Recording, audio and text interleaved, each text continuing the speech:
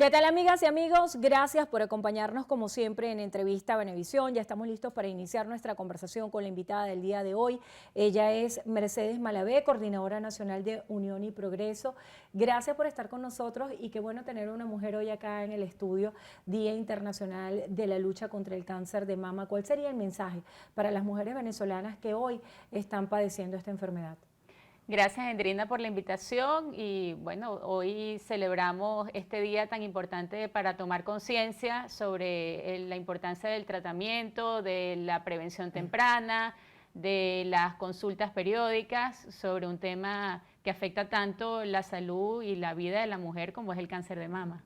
Así es, y sobre todo eso, el diagnóstico temprano para prevenir que la enfermedad se agrave. Así es. Hablando de temas de política nacional, la semana pasada la disposición que anunciara el gobierno de Estados Unidos de Joe Biden sobre las nuevas políticas migratorias hacia venezolanos ha despertado un montón de controversias. Ya se conocen las disposiciones legales que se regirán para ese cupo de 24.000 venezolanos que van a poder tener acceso directamente a Estados Unidos con ciertas condiciones. Quisiera conocer su opinión en ese sentido, porque ha habido un abierto debate sobre si esta política viola o no los derechos humanos. Mira, el tema migratorio venezolano es una tragedia, quizás el síntoma más grave de nuestra crisis económica y social. Los países tienen políticas migratorias y bueno, tienen leyes y contextos que les llevan a tomar sus propias decisiones. Venezuela debería ser un país de retorno de los venezolanos, un país con inmensas posibilidades de recuperación económica, con un potencial humano y económico muy grande. Sin embargo, en Drina sentimos que el impulso que se está dando a la economía no es suficiente, que todavía muchos venezolanos no encuentran futuro en el país, no encuentran oportunidades de salario, de empleo digno, y eso les hace emigrar. Es un momento, el drama migratorio que estamos observando nos pone en una ocasión propicia para rectificar los errores políticos y económicos que se han cometido. Errores políticos relacionados con la política económica del país al tener, bueno, 20 años de socialismo que no han hecho sino empobrecer a los venezolanos. Y errores también políticos en un marco sancionatorio que lo que ha hecho es asfixiar más la economía sin producir ningún tipo de cambio para la mejora y el progreso de los venezolanos. Ayer fue el Día Internacional para Erradicar la Pobreza. El presidente Nicolás Maduro se comprometió a erradicar la pobreza en Venezuela. El último estudio de la Universidad Católica Andrés Bello asegura que 9 de cada 10 venezolanos viven en pobreza. Hablando de esto y el tema de las sanciones, ¿qué vínculo pudiera establecerse entre la situación económica actual y la condición de las sanciones? Mira, el marco de deterioro económico lleva muchas décadas en Venezuela. Han sido agravadas por las políticas económicas del chavismo, pero venían de atrás. Y la verdad es que promesas de superar la pobreza escuchamos todos los años sin ningún tipo de mejora en ese sentido. Más bien la pobreza crece, crece. Ahora con los desastres naturales, pues ¿cuánto costó recuperar el estado Vargas, por ejemplo, de la tragedia natural que vivió décadas? Y en ese momento había más posibilidades económicas que ahora, había una industria petrolera que funcionaba. Hoy en día no tenemos industria petrolera, tenemos un marco sancionatorio que nos impide no solo rehabilitar nuestra propia industria, sino exportar el petróleo, y tenemos miles de problemas económicos en cuanto a la productividad del país que está muy disminuida. Es muy difícil si no se hace una rectificación sincera que pasa por una rectificación política, que pasa por un proceso de reinstitucionalización democrática, de buscar a los mejores hombres y mujeres que puedan integrar un gabinete de emergencia económica y social. Esas promesas de mejoramiento económico con las mismas falencias y con la misma mediocridad con que se maneja la economía en el país parecen demagogia, mentira, ¿no?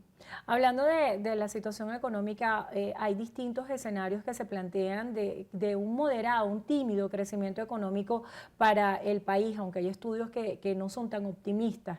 ¿Cómo piensa usted que va a cerrar el año en materia económica para Venezuela? Bueno, leía un informe de LUCAP donde se habla de una inflación alrededor del 125% y se habla también de un crecimiento moderado del 8%, me parece. Estamos viviendo en esta segunda etapa, en este segundo semestre del año, un proceso de desaceleración. La economía creció con un poquito más de velocidad en el primer semestre y ahora se ha desacelerado. Eso es lo que sentimos los venezolanos cuando vemos que estamos como estancados, que el país no mejora, que solamente hay mejorías para un pequeño grupo de personas o para pequeños sectores del país, pero que la gran Venezuela, los grandes sectores poblacionales, pues todavía no le ven ningún resultado al mejoramiento económico. Carecemos de políticas sociales que verdaderamente contribuyan a la movilidad social o al menos a paliar la serie de ajustes económicos a los que se ha tenido que someter al país, ajustes fiscales, ajustes monetarios, etcétera. Y bueno, todo eso hace que los venezolanos no vean ningún tipo de beneficio económico, aunque los valores macro, pues digamos, han mostrado cierta mejoría y bueno, y hay un freno importante a la inflación, ¿no? Si nos remitimos a los últimos estudios de opinión, se habla mucho de la desconexión del sector político de la realidad de Venezuela. ¿Qué hace falta para que la política vuelva a conectar con los intereses y la realidad de los venezolanos?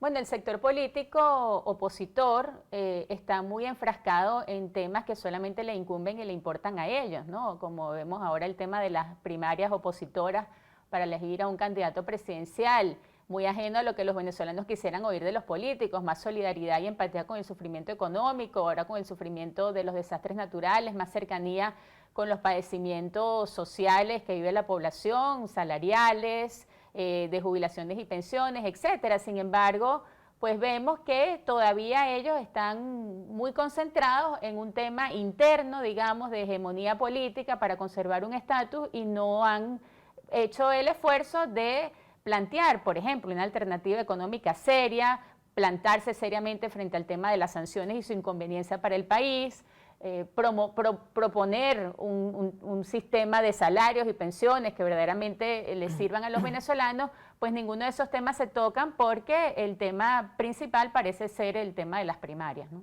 Hablando de ese tema, hay un informe de la plataforma unitaria que asegura que el reglamento de primarias fue ampliamente consultado.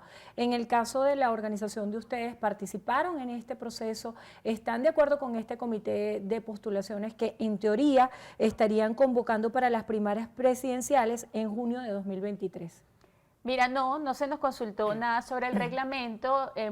Les hemos dicho a los principales promotores de las elecciones de las primarias, a la plataforma unitaria, la inconveniencia de celebrar unas primarias en este momento. No parecen ser el mecanismo que genere más confianza, más cohesión, más consenso entre los distintos grupos opositores. Hay muchas dudas respecto a quién organiza las primarias, quién las financia, con qué padrón electoral se hacen, quiénes pueden participar o no.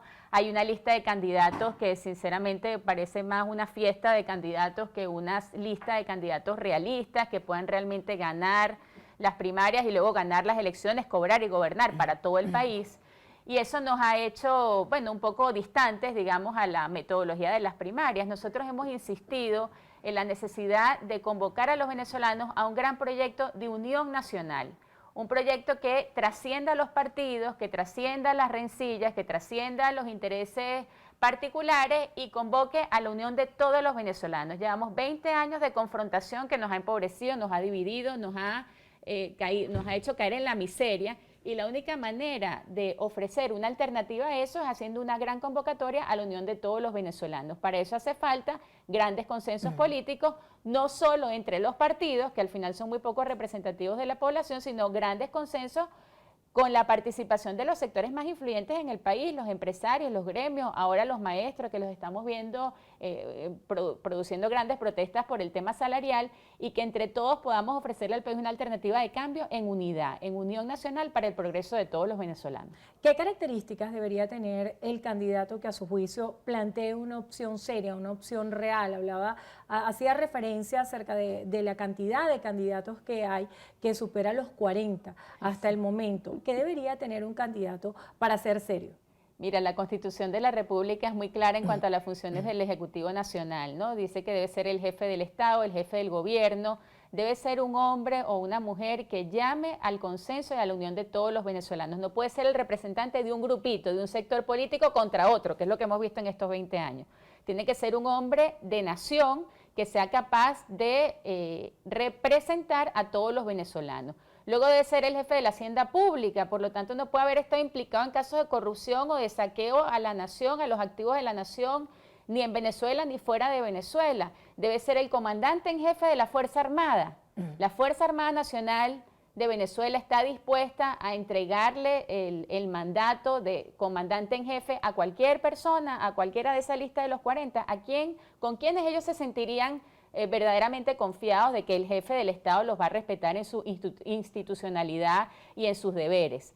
Bueno, todas esas características que aparecen, repito, en la Constitución, estas que mencioné y otras más, el jefe de la política internacional, etcétera, pues deben ser consideradas a la hora de evaluar esa lista de 40 candidatos y seleccionar únicamente a los que puedan reunir con creces todos esos requisitos. El presidente Nicolás Maduro en un acto ayer sembraba un poco la duda acerca de si las elecciones van a ser en el 2023 o en el 2024, haciendo referencia a las elecciones presidenciales. Un adelanto de elecciones, ¿a quién beneficiaría en este momento? Bueno, si el gobierno habla de adelantar elecciones es porque únicamente les beneficia a ellos, ¿no? Recordemos la estrategia del gobierno, la tenemos que tener siempre muy clara, dividir a la oposición y hacer que un gran número de opositores se abstenga de participar. División y abstención son los dos ingredientes fundamentales que el gobierno utiliza para ganar las elecciones. Por lo tanto, cualquier adelanto de las elecciones va en vías de favorecer un contexto de división opositora y de que un gran número de venezolanos se abstenga de participar porque no considera legítima esa elección. ¿Cuál debería ser el proyecto país para Venezuela? Nosotros hemos hablado, como ya lo dije, de un gran proyecto que llame a la unión nacional, a la unión de todos los venezolanos por encima de las diferencias económicas, políticas, partidistas que podamos tener. ¿Alrededor de qué? Un proyecto de unidad nacional alrededor de 5 puntos esenciales. El primero es la reinstitucionalización del país. Necesitamos instituciones que funcionen para todos los venezolanos y no solo para un grupito de militantes, etcétera. Resolver la crisis económica, que tiene mucho que ver con el tema de las sanciones y la apertura de Venezuela a los mercados internacionales. En tercer lugar, el drama social, volver a recuperar mecanismos de movilidad social que permitan a los venezolanos por sus propios medios y con la ayuda de algunos beneficios superar la pobreza. En cuarto lugar, el tema de los servicios básicos. Tiene que ser un gran programa de gobierno, restituir con la mayor brevedad posible todos los servicios básicos de la población del cual carecemos. Y por último, Endrina, un tema fundamental, una gran lucha frontal contra la corrupción, que ha sido la gran hemorragia que ha tenido Venezuela, que le ha hecho despilfarrar todos sus recursos. Ya se nos agotó el tiempo, pero antes de finalizar, quisiera que brevemente me responda, ¿qué pasó con el diálogo? Bueno, mira, el diálogo en México, que es el diálogo más emblemático de todos, parece paralizado porque decidió Estados Unidos entenderse directamente con Nicolás Maduro sin ninguna otra mediación, ¿no? Ellos se han entendido con un tema de liberación de prisioneros y posiblemente se entiendan también en el tema petrolero. Creo que Estados Unidos ha decidido entablar una comunicación directa, vamos a decir vía telefónica, con quien atiende el teléfono en Miraflores y entenderse directamente con ellos. Gracias por estar con nosotros en Entrevista Venevisión. Mercedes Malavé, Coordinadora Nacional de Unión y Progreso. Gracias, Endrina. Gracias a ustedes también por habernos acompañado. Hacemos una breve pausa y al regreso continuamos con más de Noticiero Venevisión. Quédense allí que ya venimos.